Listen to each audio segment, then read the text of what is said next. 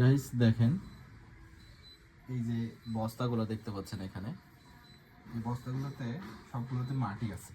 Plus এইদিকেও দেখতে পাচ্ছেন, ওই মাথা পর্যন্ত যে বস্তাগুলো দেখতে পাচ্ছেন, এই মাটিগুলো এখানে আছে। তো এই মাটিগুলা দীর্ঘ 5-6 বছর থেকে এখানে আছে। 2019 সালের নভেম্বর মাসের 29 তারিখে এই বাসার কাজ শুরু হয়েছে।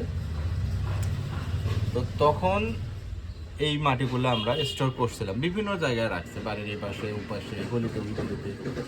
তো শুধুমাত্র আজকের এই দিনটার কারণে, যখন আমাদের ছাদ কমপ্লিট হবে, মানে এটা আমাদের মনের মধ্যেই ছিল যে যখন আমাদের ছাদ কমপ্লিট হবে তখন এই মাটিগুলো দিয়ে আমরা বাগান করব। তো এতদিন পর সেই সময়টা চলে আসছে।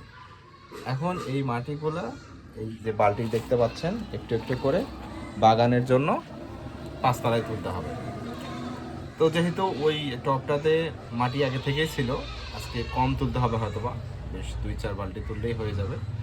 কিন্তু যখন বেশি গাছ লাগাবো তখন এগুলো আস্তে আস্তে উপরে তুলে নিতে হবে।